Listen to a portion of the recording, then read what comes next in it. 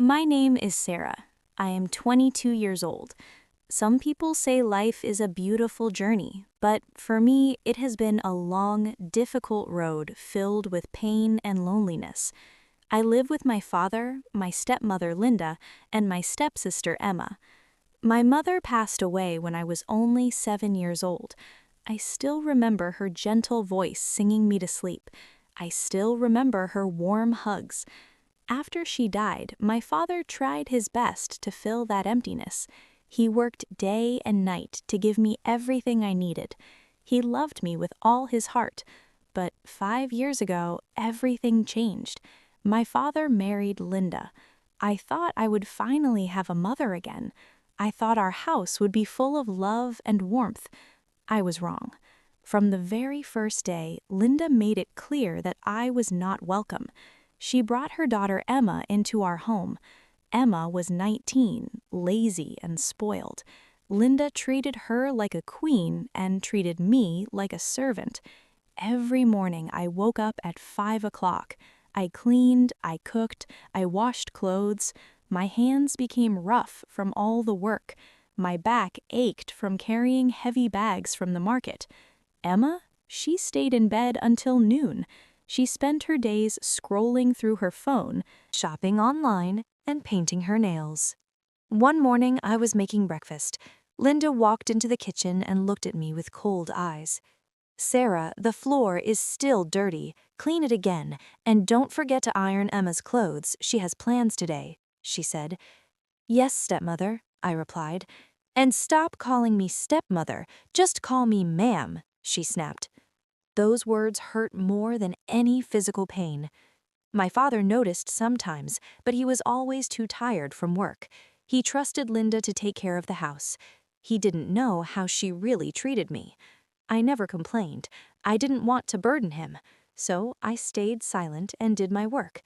But deep inside, I was breaking. Weeks passed, months passed. I felt invisible. Then one evening, Linda made an announcement at dinner. "Emma, listen carefully. You are 19 now. It's time for you to meet a good man from a respectable family," she said. "Really, Mother? Finally!" Emma replied excitedly.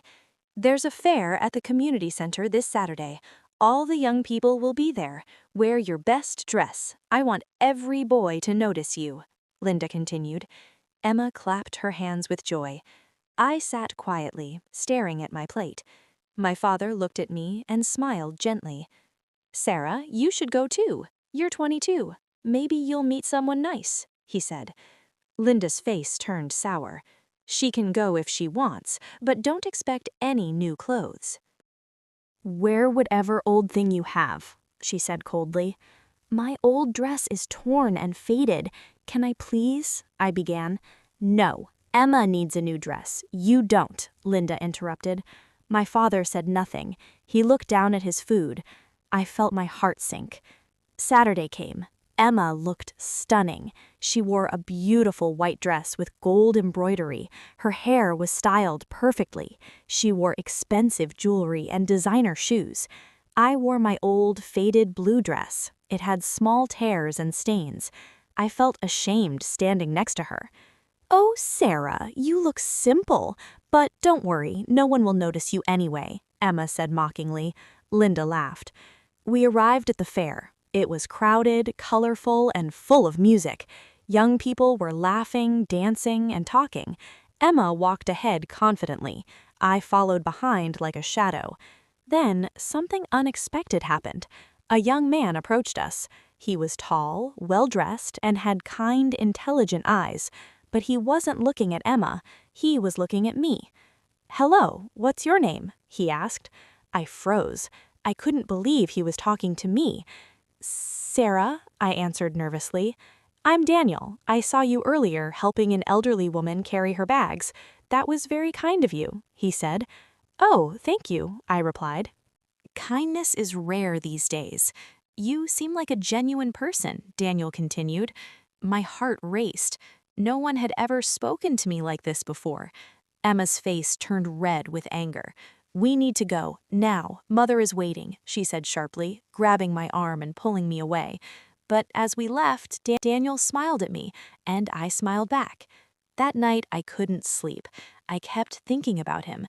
The next morning, Linda called me to her room. I saw what happened yesterday. That boy, Daniel, he's from a wealthy family. I did some research, she said. What do you mean? I asked, confused. Listen carefully. Next Saturday, there's another fair. This time, you will wear Emma's beautiful dress. Emma will wear your old one, Linda explained. But why? I questioned.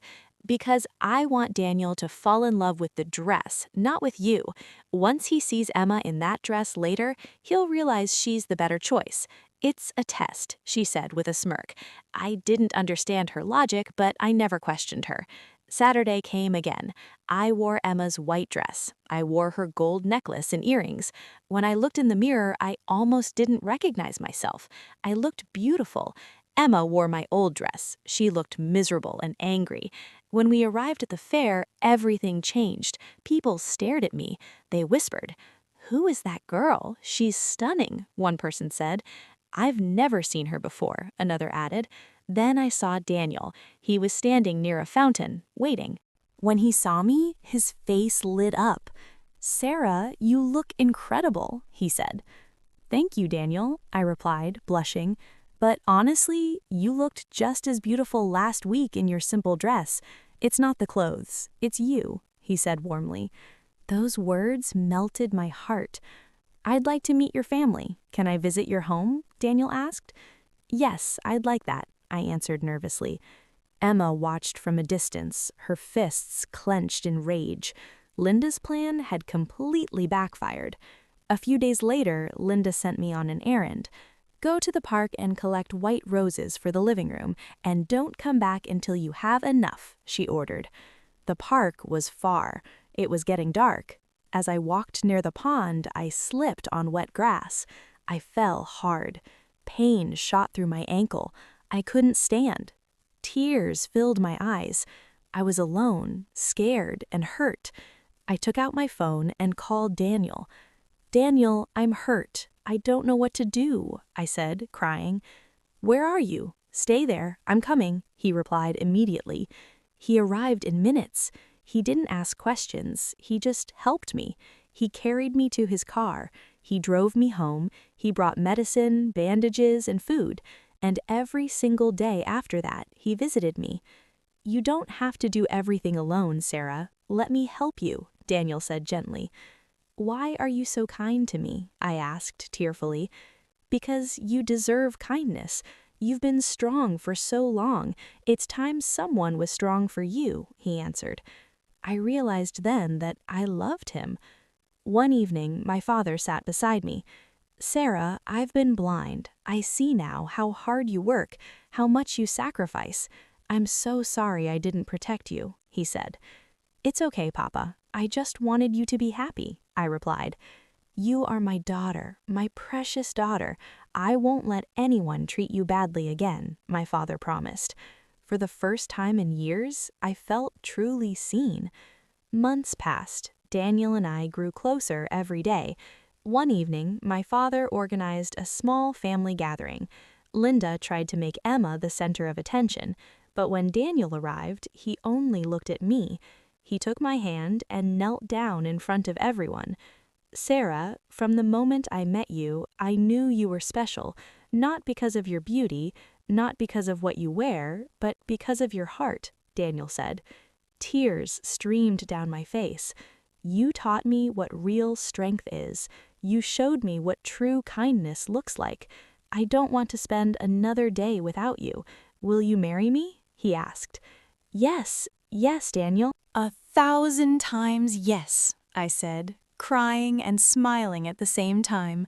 My father cried tears of joy. Linda and Emma sat in silence, defeated. We had a beautiful wedding, simple but filled with love. Today, I am happy. I have a husband who loves me, a father who finally sees me, and a life full of hope. I learned that life is not fair, but if you stay kind, if you stay patient, if you never give up, happiness will find you. True beauty is not in the dress you wear, it's in the heart you carry. and true love sees you for who you really are.